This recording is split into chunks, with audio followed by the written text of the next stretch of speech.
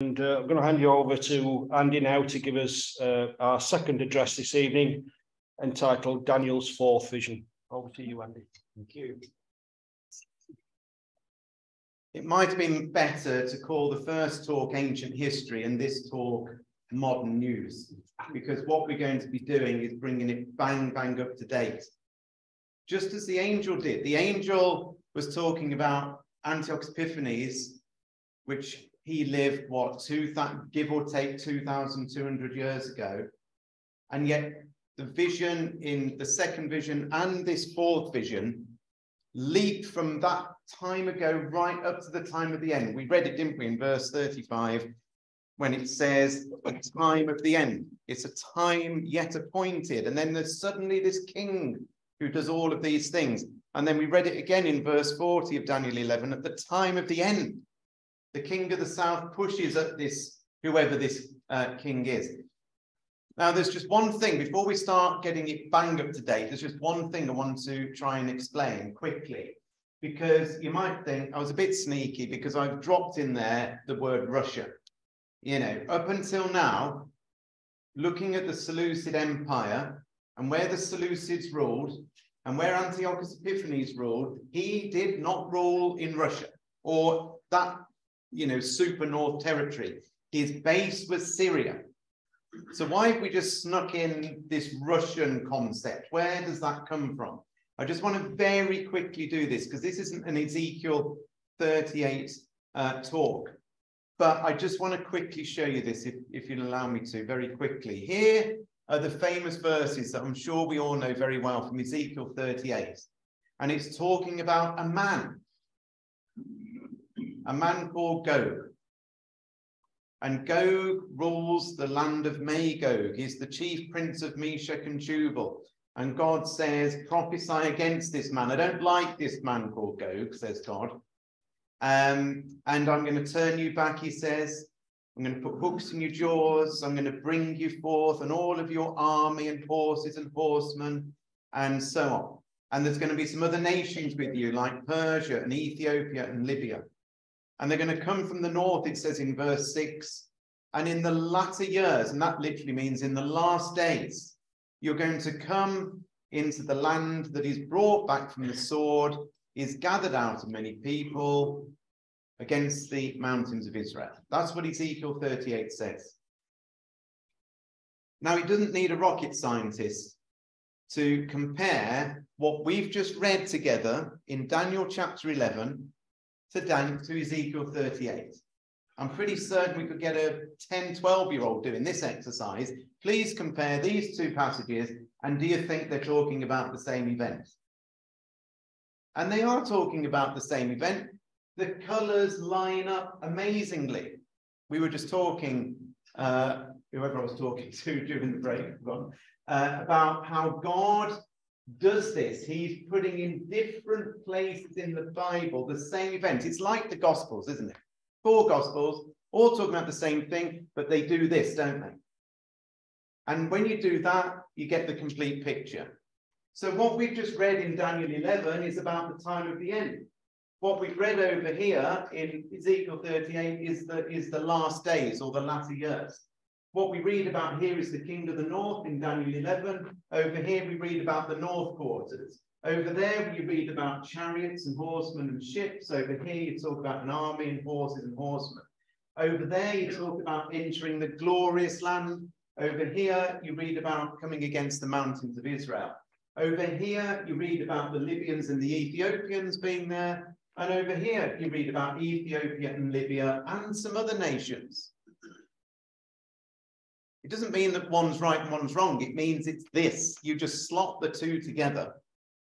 And what I came to realize was, and why I can't remember the exact point in time when it switched on in my brain, but what I suddenly realized was, and why I hadn't thought of it before, I do not know why, but where you're reading about Gog of the land of Magog, chief prince of Meshech and Tubal, is none other than the king that we've just been reading about in Daniel chapter 11, verses 36 to 39, who exists at the time of the end because the king of the south pushes at him at the time of the end. Can you see how this lines up? So now we know that not only are we looking for last-day Antiochus Epiphanes, we now know that he's the same chap as Gog. We also know that it isn't just about Syria, because the description of where he rules is not Syrian territory. This Gogian, this chap called Gog, and by the way, Gog was a real and historical person. He was the king of the Magagites. They just called them Gog, like an Egyptian called somebody a pharaoh. If you ruled Magog, well, they think, oh, let's call him Gog. Seems a good name. Means all puffed up like a mountain. Fine. So where is he ruling? Well, we're told in lots of different places, you can go and find this out, that Meshech and Tubal are areas of northern Russia up there. You can see them on the map, and you can read, if you want to, about how Moscow itself, they reckon, comes from the form of Meshech, and that name got transposed into the capital city. And Magog itself was southern Russia, and remarkably, into eastern Ukraine. I've done other talks on this that you might have seen. If you look at a map of Ukraine, the eastern southern part of Ukraine was part of the ancient territory of Magog. Isn't that amazing? So the very bit of land that Putin is taking in Ukraine is exactly the same as the territory that was once part of Magog. It was a little bit on the edge. And you know something? If you went to Ukraine and went to the bit that he's taking over right now, they speak Russian predominantly. Whereas if you go over the bit that is annexed, they stop speaking Russian, they speak Ukrainian. It's almost like the land hasn't been divided up quite right. And Putin's taking back the Russian speakers, regardless of whether they want to. So what we're being told is that's why on this slide here, I put, if we're looking for a latter-day Antiochus Epiphanes, because he's also Gog, he's definitely got to be in the Magog, Meshech, Tubal territory, i.e. Russia. And I would suggest that he's also got a lot to do with Syria. Would you as well, if we're looking for Antiochus Epiphanes, a latter-day one? He controlled Syria. Seems to make sense that this latter-day Antiochus Epiphanes will also do the same thing. Oh, let me just go back one slide. So remember, what we're looking for is a stern-faced, fierce countenance sort of man. Well, you could say, well, there's lots of people that look like that. Completely wicked. You could say there's a lot of people that are wicked. Master of intrigue, prospers through deceit, causes huge devastation, is proud man, worships the military, worships gold and silver and precious gifts. He's got to rule Russia. The latter-day Gog obviously is a Russian ruler, but probably also something to do with Syria as well. He works in a stronghold. I'll show you where all these bits are that we've read. He attempts to annex land because the original Antiochus Epiphanes tried to annex land, but was stopped from doing so by the might of the Roman army. But because of that, he then gets furious and thinks, right, I'm going to go and take it out on somebody. I'll tell you where I'm going to go. I'm going to go to Israel. And he stopped them worshipping and killed many, many Jews. We know the latter-day Antiochus Epiphanes stands against Jesus Christ himself and is ultimately killed by the power of God. So we've got to find somebody that ticks all the boxes, do you think? And here is the ancient Antiochus Epiphanes. And what I'm going to suggest to you is that the time of the end Antiochus Epiphanes is Vladimir Putin. Now, just to put something out there, because lots of people say to me, what if Vladimir Putin drops down dead tomorrow? You're shot to pieces, aren't you? You basically pack up and go home. But here's the thing. If Vladimir Putin did die tomorrow, somebody shot him, or he just whatever happened to him, God would have to raise somebody up that still ticks all these same boxes, hasn't he? And could God do that? Well, yes, he could. So I would then just look for the next one but isn't it amazing as we go through now, we've got somebody on planet Earth that ticks every box. So I'm hardly going to stand here and say, well, he ticks every single box. And I would say uniquely in all history, there's nobody like Antiochus Epiphanes until what we see happening now. So why am I going to disregard this man who at the time of the end is looking exactly like the man that we're looking for? I would say, beyond all reasonable doubt, I'm going to try and prove to you that this is the man. And the secret has been revealed at the end of time, because we can see it playing out before our very eyes. Remember, we said that the original Antiochus Epiphanes was a Syrian, really. Even though he got a huge, big territory out into what we would now call Iran and across there slightly, he was Syrian ultimately. So one of the things that I've been looking at over the years is I wonder if Russia will ever make a move south towards Syria. Are they, you know, if we're talking about Russia and the leader of Russia at the minute is Putin, are we looking for any moves of Russia moving into the ancient Seleucid area itself? And we don't have to go back too far, do we, to find out that he did. Because in the year 2015, and if you remember, the Syrian civil war had been going on for some time by this point, out the blue, this happened. There are several reasons why Vladimir Putin decided to enter the Syrian war.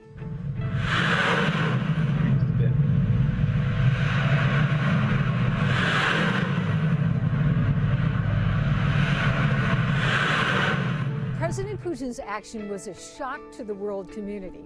He had been supporting for years President Assad, but almost it appeared overnight, Russia took several actions, sending in a very large amount of military equipment to Syria, air attacks on ISIL, and then finally sending cruise missiles into Syria. This is a deft and very bold move by President Putin to show that he is a player, that he and his country have to be reckoned with. Can you hear it all right? It seems a bit quiet to me, but I don't know if we maxed out on volume or does it give us feedback? It just seems quiet. But look, back in 2015, that's when that's taken from. Out the blue, Putin is making a move into Syria. But that isn't on the news so much anymore, but have a look at this.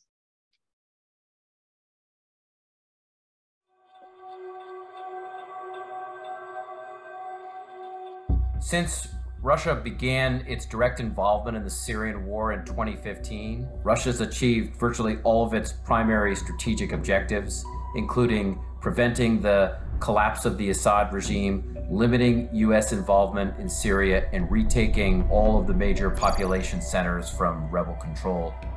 After retaking Aleppo in 2016, the Russians systematically retook cities over the next 4 years: Homs, Deir ez-Zor, the suburbs of Damascus, Daraa, leaving Idlib as the final major area.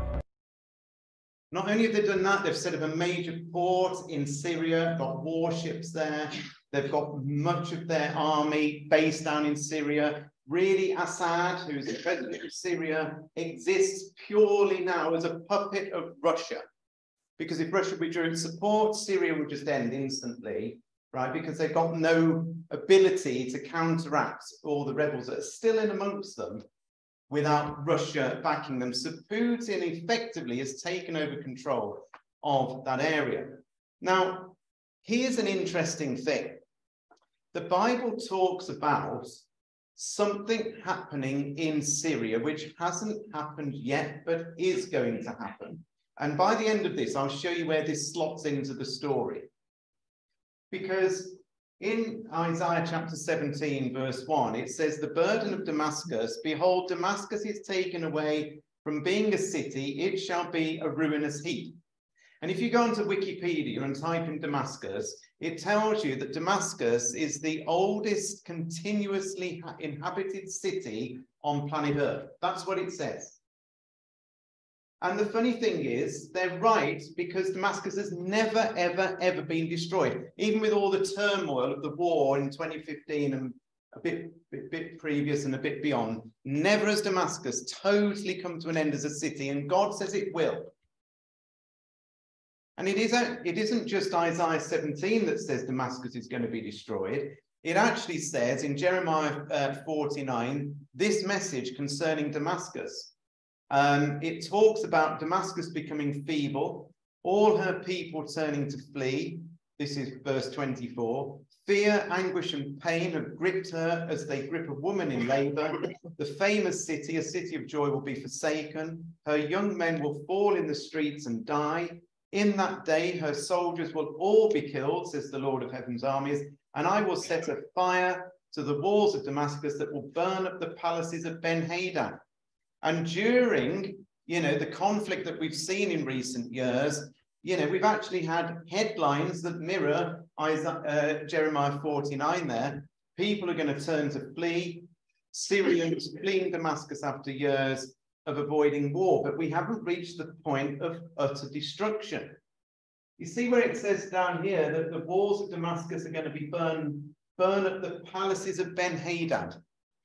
Who was Ben-Hadad? Well, Ben-Hadad, if you look this up, Ben-Hadad is actually a name that was given to all the kings of Syria. So when it says Ben-Hadad, it's really a title for anybody ruling Syria. So what we're being told is that one day Damascus is going to be destroyed. Not only that, but all the army in Syria is also going to be obliterated in one single day. There's going to be so much destruction coming on the land of Syria, to the extent that the palace of the king, the ruler of Syria, is also going to be destroyed. So who is right now the ruler of Syria? I know I said Putin's like the master over the country at the moment, but who is the ruler of Syria? Assad. Do you know where he lives? Have you ever seen a picture where he lives? This is where he lives. This is in Damascus. This is a hill. Pretty much all of it has been scraped down the side, as you can see, because it's a fortress, really. It is a palace. That's where he lives. You only get into it through tunnels that are heavily guarded with lifts that go up. It's an impregnable place, and that's where he hangs out, because, of course, like with all dictators, they're super scared of being killed. So he very rarely ventures out of this place. But we've just read in Jeremiah 49 that the palace of the ruler of Syria, this is going to happen to it. It's going to get burned up. You see, what is going to happen is that there is going to be a conflict over Syria that is going to bring Syria to an end as a functioning nation. We're told that in Isaiah 17. So it says Damascus is going to come to an end. And then it says the fortified towns of northern Israel will also be destroyed. This is in Isaiah 17. The royal power of Damascus is going to end. In that day, Israel's glory will grow dim, because Israel's been involved in this conflict with Syria. Its robust body will waste away. The whole land will look like a grain field. But there's a great conflict coming involving Syria. Clearly that hasn't started, but we can see the rumblings of Syria, can't we, going on right now, and Russia coming down. And what I'm suggesting to you is this, that there is the current Seleucid ruler, who I believe will come to a cataclysmic end. And at that point, that's when this chap becomes the true king of the north, because I'm going to show you in a minute when Putin is going to come down, he will come into the void that's been left. There is basically going to be a huge void left into the Middle East. And this is when really he puts on the mantle of Antiochus Epiphanes. He comes out of his place of the far north and literally will come into the territory of Syria, into the void. And there's verses that say exactly that. And I've got a little booklet I'm going to read to you a little bit later on that was printed in 1866 that says exactly what I'm just telling you now, which I found the other day. Now, one of the things, let's get on and talk about Putin, okay? So I've told you the end before the beginning, really. But let's talk about Putin. And why is he this Gog, latter-day Antiochus Epiphanes latter-day king of the north. Well, one of the first things we're told about him, that he's a man of fierce countenance. Well, there could be quite a few people that look like have a fierce countenance, but he definitely ticks that box, doesn't he? He's the sort of person that does look like an aggressor. He's not got a nice smiley face. He's got one of those fierce countenances. In the same chapter, Isaiah chapter 17, look at this. It says, this is at the end of the chapter that talks about Damascus coming to an end and the nation coming to an end of Syria. It says, listen, this is Isaiah 17, verse 12. The armies of many nations roar like the roaring of the sea. Hear the thunder of the mighty forces as they rush forward like the thundering waves.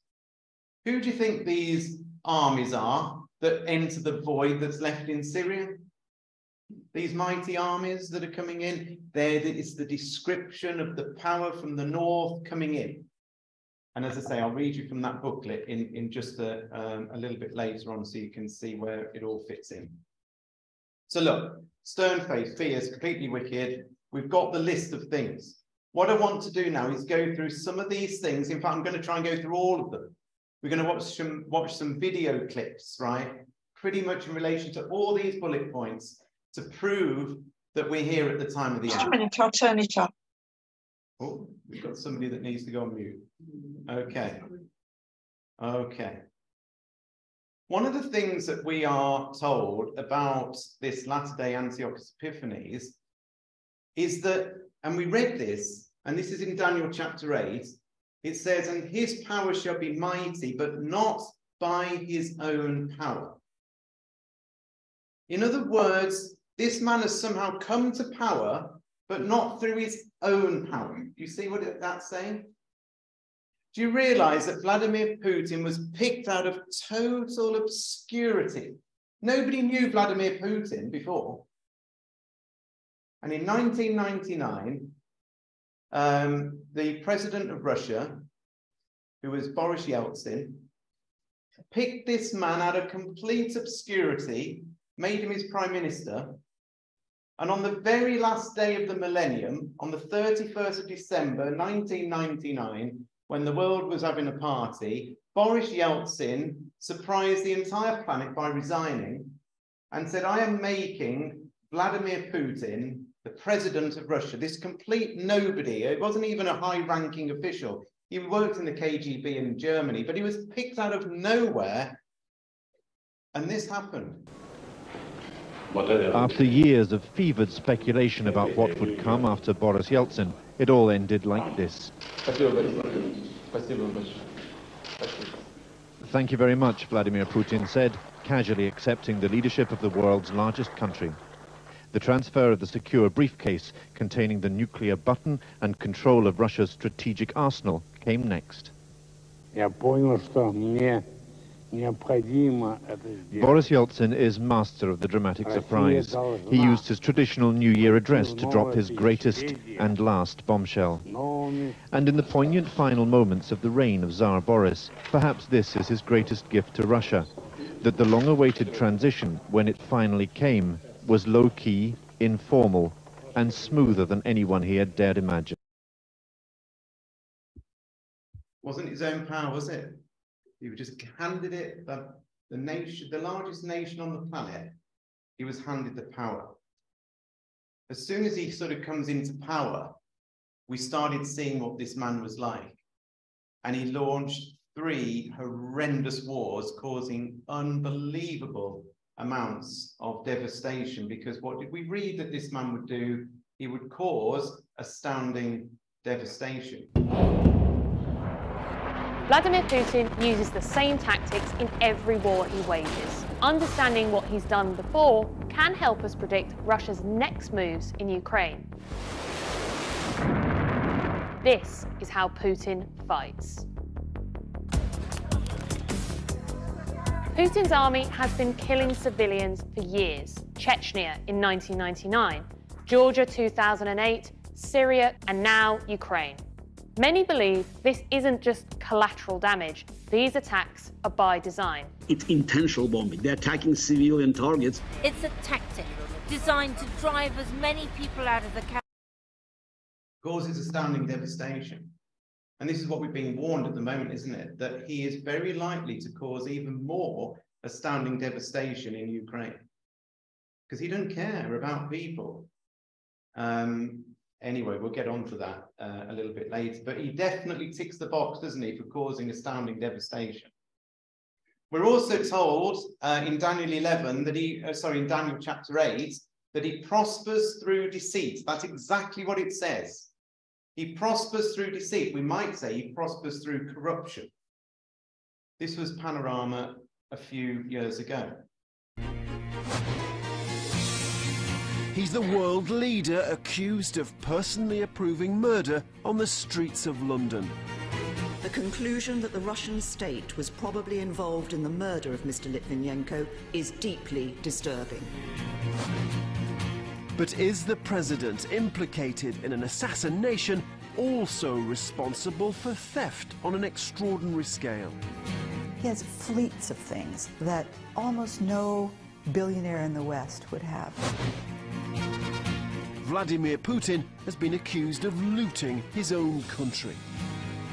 Today, Putin behaves like a czar. Tonight, we investigate the truth about President Putin's riches.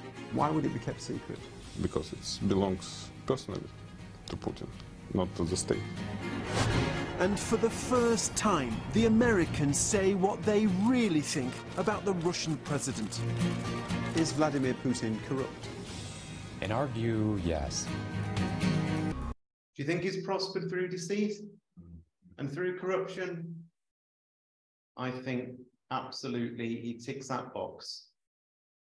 Has he magnified himself in his heart? Well, Gorbachev, who only died a few weeks ago, no ceremony for this man when he died. Mikhail Gorbachev, who was, of course, the person that invented glasnost and perestroika, that was bringing the West on side with Russia and Russia on side with the West. You know, isn't that remarkable that he's just died at this very point in time? The symbol, if you like, of East and West working together has died. He said only recently that Vladimir Putin views himself as second only to God. He definitely has magnified himself in his heart. We're also told in Daniel chapter 11 that we read that he worships the God of forces, or the word means munitions. See if we can get this. World War II Victory Day speech, he had a new message for his troops. This as Ukraine endures Russia's relentless assault. Let's go to our senior foreign correspondent, Ian Pannell, who's there again in Ukraine for us. Good morning, Ian. Yeah, good morning, Robin. Vladimir Putin, as you say, he's just given this much-anticipated Victory Day speech in Moscow in front of thousands of Russian troops. I think in many ways it was more remarkable for what he didn't say than what he did, because there was no doubling down here. There wasn't a mass mobilization of civilians into the army. There wasn't a declaration of war. Instead, what he tried to do was use the success, the victory against the Nazis in the past to try and justify the war today. This morning, a massive military parade in Red Square, with Vladimir Putin rallying his troops and the country behind the war in Ukraine. Hurrah!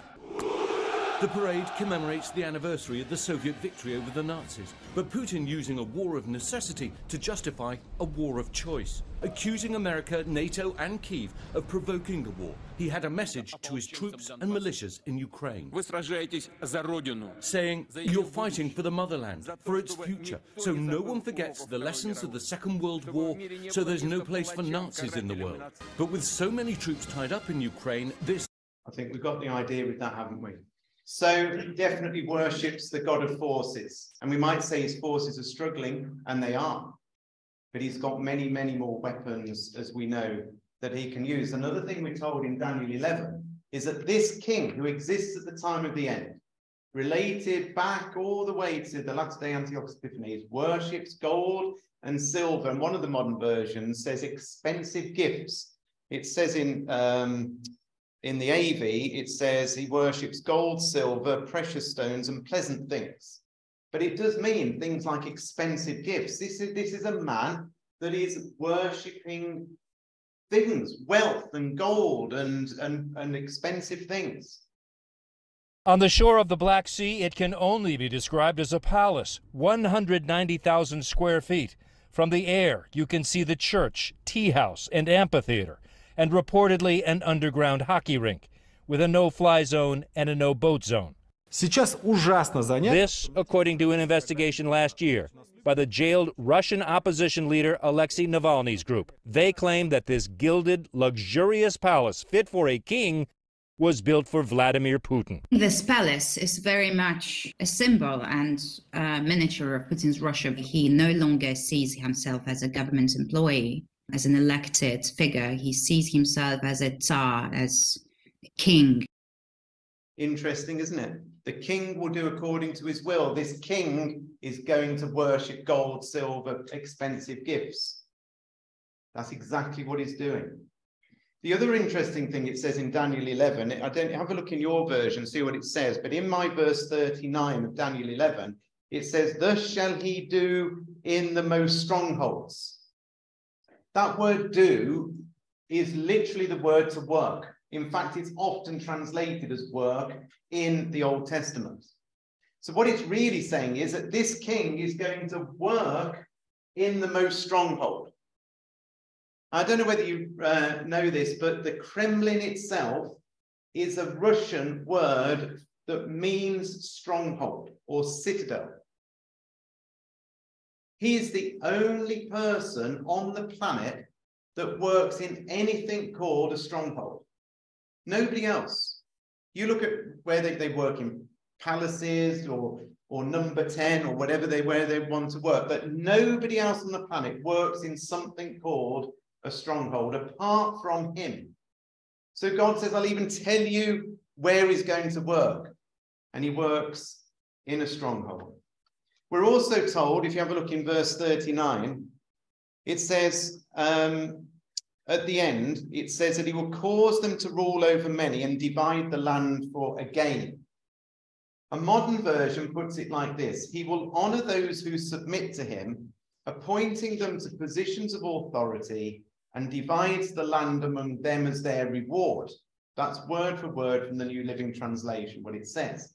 So he honors those who submit to him, appoints them to positions of authority, and divides the land among them as their reward. Have a watch of this. The men closest to Putin have been with him for years. They were with him here in St. Petersburg, and they've stayed with him ever since. And this is the group that he trusts and that he rewards. And this is the group that runs Russia. Putin's lawyer at the town hall became president and then prime minister of Russia. His former deputy also served as prime minister. The chief of staff at the town hall now runs Russia's anti-drugs agency. His former assistant now runs the biggest oil company in the world. And his former economist now runs the biggest gas company in the world. For those who've been in Putin's circle, the benefits have been immense. A cellist who is godfather to Putin's daughter has a valuable stake in a major Russian bank. A neighbor has an even bigger stake. Another neighbor ended up running the railways. A childhood friend has made a fortune from government contracts. And his brother has made even more. The Americans say this is how Putin's Russia works. So does that sound exactly like the Bible says? It's amazing, isn't it? He's going to reward those who submit to him. He's going to divide the land among them as their gain. And that's exactly what he's done. Do you remember when we were talking about Antiochus Epiphanes? They called him Antiochus Epimanes. They said he's mad. He's absolutely, completely lost his marbles, they said to this chap. that lived 2,200 years ago. The stakes in Ukraine could not be higher, with the Russian military making direct attacks on civilian targets like apartment buildings. And given Vladimir Putin's apparent willingness to escalate, Russian experts are now speculating about his mental state. Has Putin gone crazy? Is he losing his grip on his sanity? Evaluating Vladimir Putin's state of mind a top priority now. The Russian leader could be completely off his rocker. Some people say he has cancer, and some people say he has brain fog from COVID. Even in Russia, citizens are buzzing. The Russian people may be starting to think Putin is insane, goes this headline. I tell you, I think this guy's nutter. You think he's just kind of losing it? Yes, I do. Putin's mental state is getting late-night laughs. A growing number of U.S. officials. I won't play all the jokes, but look, isn't it amazing? They said Antiochus was mad. People are looking at Putin and saying, has he gone mad? Has his isolation during COVID driven him to some sort of crazy thinking? The other thing that the ancient Antiochus Epiphanes did, of course, was try to annex other land. And as we know, that's exactly what Putin is trying to do right now. It's a different land. Antiochus Epiphanes tried to annex Egypt. This man is trying to take back the last piece of Mago that we talked about earlier. On the 200th day of war, Ukrainians celebrating a surprising victory. Soldiers breaking Russia's military stranglehold on parts of the country and reclaiming territory at lightning speed. We have to win, and this counteroffensive shows that we can win. Ukraine saying its forces have recaptured more villages. A total of more than 1,100 square miles since launching the counteroffensive 2 weeks ago, liberating more than 30 settlements, mostly in the northeast. Now, Putin's struggling, isn't he? He tried to take the whole of Ukraine to start with, but was pushed back. And now he's trying to settle with annexing the east and south part of Ukraine. But you've got to ask yourself, why has he launched the war in Ukraine? I mean, why has he done it? What's been the bugbear for Putin to launch this devastating war? If you remember with the original Antiochus Epiphanes, it was because the Roman Empire was forever moving eastwards. Do you remember the rabbi said that in the article I showed you? So you got the Roman Empire forever moving eastwards, and Antiochus said, I'm going to try and stop it happening, and I'm going to go into Egypt to try and stop it happening. The very same thing has happened, not down in the south, it's happened in Europe. Europe has forever gone east. And really, as we know, Europe is the home of the Roman Empire, isn't it? That's where it all was. And in exactly the same way back then that the Roman Empire was pushing east, it's happened exactly like that in Europe itself. Have a look at this. So the blue is basically the EU and how the EU has grown ever closer to Russia.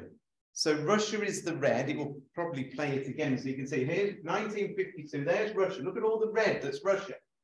And you'll watch in a minute when the USSR collapses where all the red suddenly goes. And the blue keeps getting ever closer to Russia. This is what's wound Putin up. And of course, now it's got to Ukraine, and Ukraine used to be part of the USSR. You know, we sort of forget that. Ukraine was in the USSR. And so all that Putin is seeing is this Roman Empire called the EU get ever closer. And he says, it's on my doorstep. These are Russian-speaking people. And so therefore, I am going to act. It's interesting, isn't it? It's Antiochus Epiphanes playing out again. But just as Antiochus Epiphanes wasn't able to, because the strength was coming back at him from the Roman Empire, nor is Putin able to completely take over Ukraine. And finally, we get to the verse that I think puts us here at the time of the end, because look in verse 40, in Daniel chapter 11, after the description of this man, and we've gone through all of the things that are in there pretty much. In verse 40, it then says, at the time of the end shall the king of the south push at this man. The king of the south is going to push at this man. So, well, we know we're at the time of the end because of all the things that we've been looking at. We've got to find out who the king of the south is in a second, and we're going to find that he's going to push at the king. So the king of the south, whoever that is going to push. And the word push, as we're going to see, is a military provocation. It actually means to gore. It's actually the Hebrew word to gore. So if you look up the word push, it's translated as gore, as in a horned animal with a horn, goring you. Not very nice.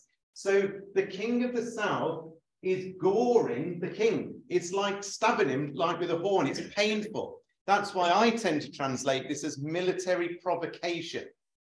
The push is a military provocation. So at the time of the end, the king of the south militarily provokes Vladimir Putin, who's the king of verse 36 to 39. That's exactly what we're being told here. So all we've got to do now is decode the king of the south. And the way you decode the king of the south is exactly the same way as we decoded finding out who Putin is ruling. Which chapter did we go to find out where the king was actually ruling in the last days? Where did we go? What told us that he rules Russia?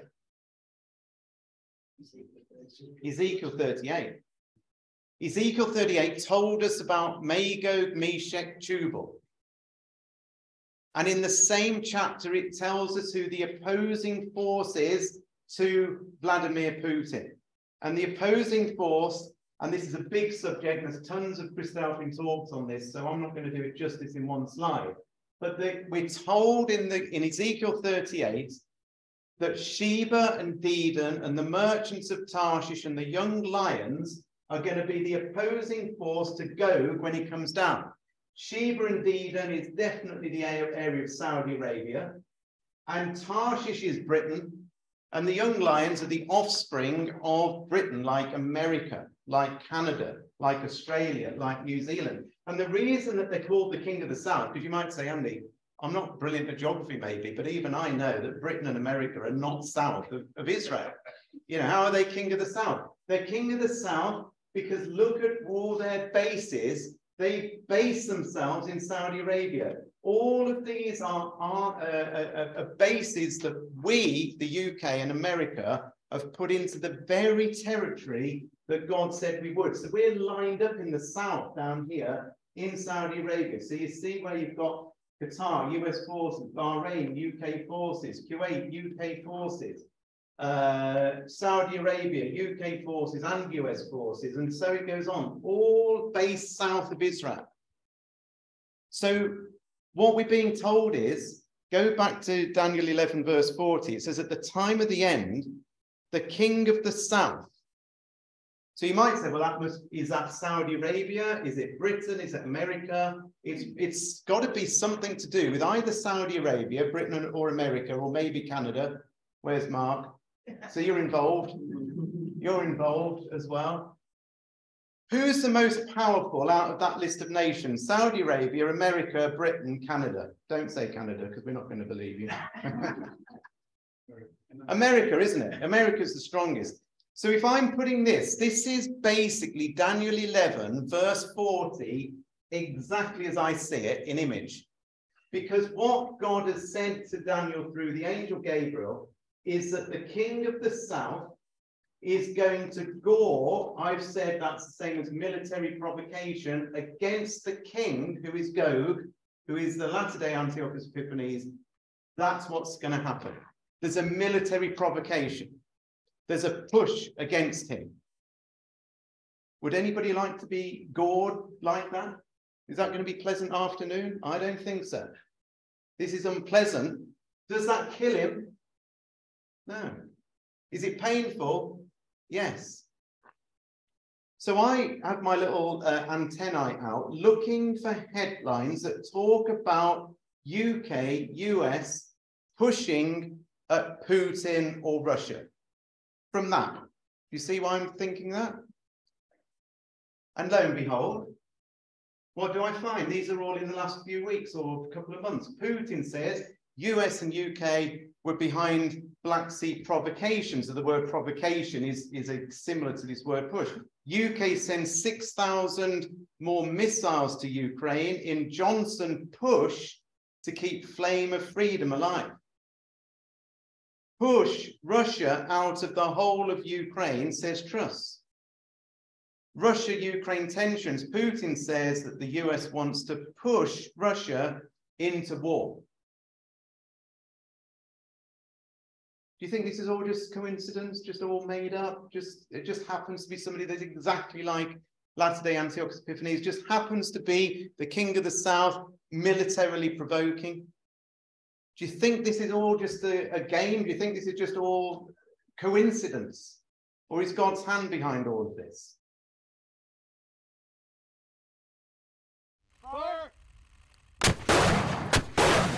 For the Russian military in Ukraine, it's become a fearsome adversary. Well, these are the next generation light anti-tank weapon, or NLAW as they're known. They're a shoulder-mounted portable fire and forget missile with a range of up to 800 meters. Now, the UK has supplied 2,000 of these to the Ukrainian forces, and it's these that are proving so effective against Russian armor. That's how it started. And then, of course, we thought, well, Russia's still moving in, so we just upgrade what we sent to the Ukrainians, and now it looks like this.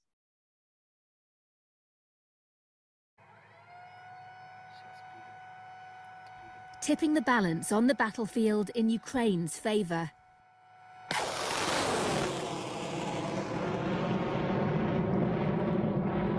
These British weapons are vital for Ukraine, giving troops the ability to hit valuable Russian targets at a distance with precision. Incredible, isn't it? Do you think this is like Putin being gored about having a military provocation? Do you think he sits there and thinks this is fine? Or do you think this is absolutely winding him up?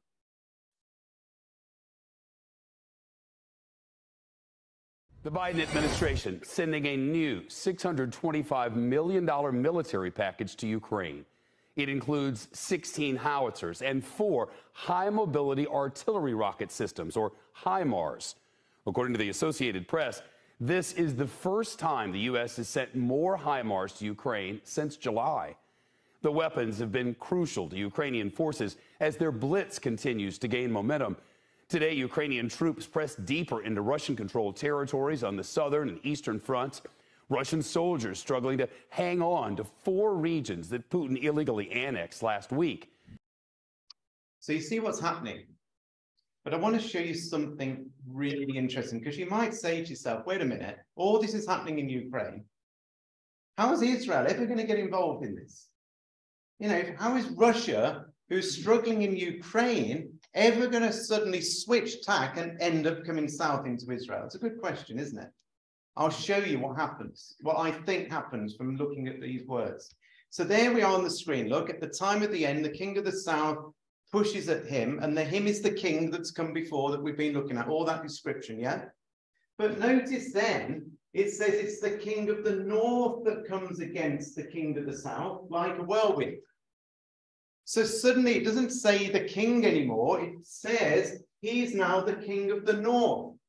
When do you think Putin takes on the mantle of the king of the north? He's only the king up until this point, but suddenly he becomes the king of the north. When do you think he might get the mantle of the king of the north? When he comes down into Damascus, when he's actually in the area of Syria. So somewhere between this provocation that I've just shown you that's underway right now, and it could get worse, we could, supposing Putin blows up a dam or drops a nuclear bomb, do you think that our response would push him even more? Probably, but we're definitely pushing at him now. But this little bit here, the mantle of the king of the north gets put on Putin when he is in Syria. In other words, when Syria has been destroyed as a nation. And I'm going to show you where that happens, because it's in this verse as well. And this is the detail of scripture, which is amazing. You see, do you notice this little colon here? You see that little colon? That is a mind-blowingly important little colon. The Masoretic text that has been used to copy into the original King James Version that we read, you'll see a little colon. In modern versions, some of them don't put it in. But in the King James Version, which has come out the original Masoretic text, there was and is a colon in the text. And a colon denotes a pause in time. There is a slight pause in time. And I don't know how long it is, but that colon denotes a time gap. In other words, after the push at Putin by the King of the South, there is some pause.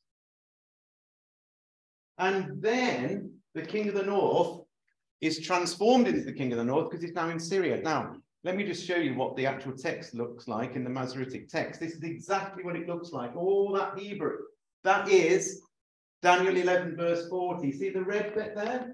There's the colon in the original Masoretic text. Where did the Masoretic text come from? It came from ancient Jewish scrolls. They would have copied it. The colons were there. The pause is there. You see, what I think happens is simply this. That in this pause, Ukraine itself has somehow been resolved to the point of some type of standoff. Putin is not going to fight two wars at once. There's not a nation on earth that wants to do that. The Ukraine situation has got to come to some reconciliation or some sort of standoff. When that happens, Putin's eyes can turn southwards, and we know it's going to turn southwards because events have still got to happen in Syria. Are you with me on this? So in this pause, we've got some sort of resolution. What I think could happen is something like this. Putin brings Ukraine to its knees to some extent by either dropping some type of nuclear weapon or failing that, some chemical weapon, or failing that, blowing up that dam, a hydroelectric dam that apparently they've mined, which would kill thousands of people. What Putin will probably do is say, you're going to have to negotiate with me because I'll show you that I would destroy the whole of Ukraine if you don't stop it. So then there is some sort of agreement made between Putin, Russia, and Ukraine, some standoff. I'm not saying anybody's happy about this, they're definitely not, but there's some standoff. And during this time, we've also got what I call the inner ring war taking place. So this is what happens. There is an initial inner ring war that happens around Israel before Russia comes down. Zechariah 12 tells you about that. Psalm 83 tells you about that. And Isaiah 17 tells you about that. It's an inner ring war that happens around Israel. It happens in that little colon. It happens in the gap.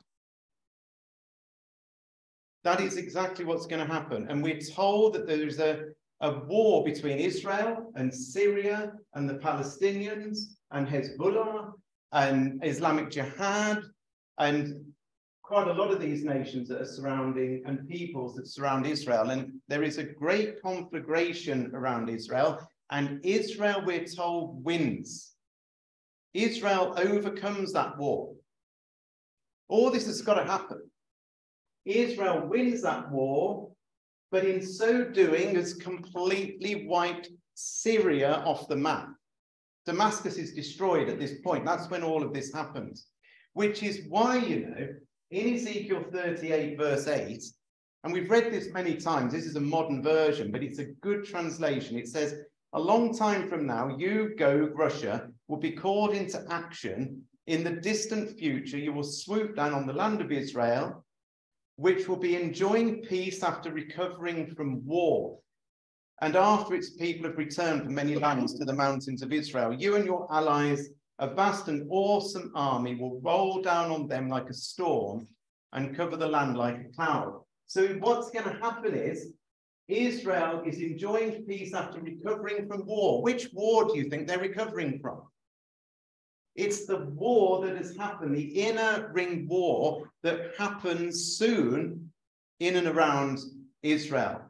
They win, they remove what Ezekiel calls the pricking briars, all those thorns in their side. They're all gone. Hezbollah, Hamas, Palestinians, all gone. That's how bad the war will be. Syria, its arch enemy, is destroyed. But into that void come Russia, straight into the land that was originally the land of Antiochus Epiphanes, because the only way you get through into Israel is coming into Syria. Why does he do that? Why does he come into the void? It's because of the push, partly. He's been pushed and aggravated by the West over here that have fired weapons and stopped him taking Ukraine as he wanted to, and this has absolutely wound him up. And now there's another war that's taken place in the Middle East, and now he says, what I'm going to do is descend back in Isaiah 17 that we looked at, the armies of many nations roar like the roaring of the sea, hear the thunder of the mighty forces as they rush forward like the thundering waves. This is the King of the North coming down. Remember I told you about this little booklet? I found this by my bed. I don't know actually where on earth it came from, but it was originally printed in 1866. This little booklet here was printed in 1866, and the version I've somehow got hold of was printed by the Christadelphian Publishing Office in 1940, right? So how old's that? This is about 80 years old or whatever it is. But in 1866, and I took a photograph on my camera this afternoon, and in a chapter that's entitled Tumultuous Nations at Evening Time, it says that the rush of the roaring hosts of the nations, talking about this chapter 17, the rush of the roaring hosts of the nations is to Jerusalem under the King of the North, who at the time is Lord of Syria and Damascus, holding all that country against his enemies. Well, well, well. 1866, they wrote that. I don't even know where this came from. I literally found it in the third drawer down by the side of my bed. I say, and where's this come from? I don't know, he must have picked it up from somewhere. I said, this is interesting. And then I suddenly read that. It's amazing. It's the King of the North coming down in fury. Now, the other reason we know he comes down, I've very nearly finished, is Ezekiel 38 says, you're going to think an evil thought, Mr. Putin, Gog. You're going to say, I'm going to go and take a spoil. Now, why do you think he might think that? Do you think Putin is aggravated to the slightest with all of his oil and gas being shut off by Europe? Do you think he's sort of feeling okay about that, or do you think that's wound him up? It's wound him up. Germany, France, UK, Eastern European countries are switching off gas and oil and have got plans to completely switch off Russia. Do you think they're going to turn around next year and say, oh, don't worry, Putin, after all, you're a nice guy, we'll put it all back on again? They're not going to. So he's lost an enormous amount of revenue. But guess what's happening at the same time? Israel has found enormous gas supplies, the Leviathan gas fields and more. In fact, they're the largest gas finds that have been found anywhere in the world in the last 20 or so years, just off the coast of Israel. What Israel is now doing is pumping the gas into Egypt, and Egypt then pumps the gas, guess where? Into Europe. So now Israel is able to resupply some of the lost gas back into Europe, the very gas that Putin was getting before. Now, do you think that's aggravation? Just have a quick look, very, very nearly finished. If you have a look in verse 43 of Daniel 11, when the King of the North comes down like a whirlwind in verse 40, it says in verse 41 that he enters into the glorious land. Where do you think the glorious land is? Israel. Many countries will be overthrown. There's some countries there, Edom and Moab and the children of Ammon, that he doesn't bother with. He bypasses those. He stretches forth his hand in verse 42 upon the countries, and the land of Egypt shall not escape. And he will have power over the treasures of gold and silver and over all the precious things of Egypt. Why is he interested in Israel and Egypt? Because of this. Israel, Egypt, and the European Union have signed a natural gas export deal on Wednesday during a regional energy conference in Cairo. The deal will, for the first time, allow significant exports of Israeli gas to Europe, according to the Israeli Ministry of Energy. Officials have said that they expect the Israeli gas will be sent to liquefaction plants in Egypt and then shipped north to the European market. Minister of Energy Karine El-Harar said this is a great moment in which tiny Israel turns into a significant player in the global energy market. President of the European Commission, Ursula von der Leyen, addressed the importance of the agreement in light of Europe's search for alternatives to its historic reliance on Russian oil and gas. Isn't that just astounding? Russia comes to take a spoil. And he will come and take a spoil. We're told in Daniel chapter 8, verse 24, that he would destroy powerful leaders and devastate the holy people, just like the original Antiochus Epiphanes came up from Egypt and went into Israel and destroyed so many people living in Israel. This man is going to do the same thing. In Daniel 11, verse 40, we're told that he will invade various lands and sweep through them like a flood. He will enter the glorious land of Israel, and many nations will follow him. In Ezekiel 38, verse 8, it says, a long time from now, you will be called into action in the distant future, which we're in right now. You will swoop down on the land of Israel, which will be enjoying peace after recovering from war and after its people have returned from many lands to the mountains of Israel. He's going to come down. He will come down after the initial inner ring war. But what happens to this man? It actually says, in Ezekiel 38, verse 22, God says, I will punish you and your armies with disease and bloodshed. I will send torrential rain, hailstones, fire, and burning sulfur. This is the end of the king of the north on the mountains of Israel. In Daniel 11, verse 45 that we had read, it says he will plant the glorious holy mountain. He will stop between the glorious holy mountain and the sea and will pitch his royal tents. But while he is there, his time will suddenly run out and no one will help him.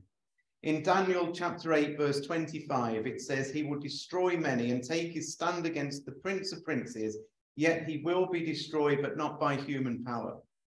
This man is going to come to some cataclysmic end, exactly like the original Antiochus Epiphanes apparently died through some supernatural end. That's what's going to happen with Vladimir Putin. And as we've said all along, if it isn't Vladimir Putin, who ticks every single solitary line and every single solitary box of ancient Antiochus Epiphanes, Gog himself, ruling the territory, doing all the things, even having the character. I mean, he even looks the same. How crazy is that? It's as if God has said, I'll even make him look the same. If you have any doubt whatsoever, I'm going to make him look the same. And the thing is, there is a giant gap that God knew between these two characters, and only God could join two people together. And why has he done that? He's done it surely so that we know we are at the time of the end. But why does he want us to know we're at the time of the end? Well, this is the exhortation, surely. It's so that we wake up. It's so that we're sat on the edge of our seats. It's that we are looking up. It's so that we're trimming our lamps. It's so that we're not worried about where we go on holiday. We're not worried about COVID. We're not worried about who the next prime minister is of this country, because it could be anybody in 2 weeks or even next week. Or do you realize if you're age 7 now, you've had 5 prime ministers? It's ridiculous. But don't you even feel that are the the UK is the mother of all parliaments, apparently. It's the beacon of democracy. And yet all the wheels feel like they're coming spinning off, don't they? And turmoil is there. what we're witnessing are the final days of the kingdom of men. And it's all happening at the same time. Everything I've shown you is happening. Do you think that's a coincidence? Or do you think we're on the verge of Jesus coming back? And a lot of the things we talked about, the inner ring war, you know, something happening in Ukraine to reach a stalemate. Iran launching its and activating its proxy armies around Israel to start a conflict there and the destruction of Damascus. Do you think that's going to take years? Or could all that happen very quickly? That colon is a short period of time, and it could all happen quickly. And Jesus could come back at any point, couldn't he, from here on in? If Putin dies, God has got to replace him with somebody exactly ticking all these boxes. And maybe that is true. But as I'm stood here, and maybe as you're sat there, and as people listening in on Zoom, surely there's a lot of evidence to suggest that this man is the man. And the secrets have finally been revealed to us in the very, very last days. In fact, at the time of the end.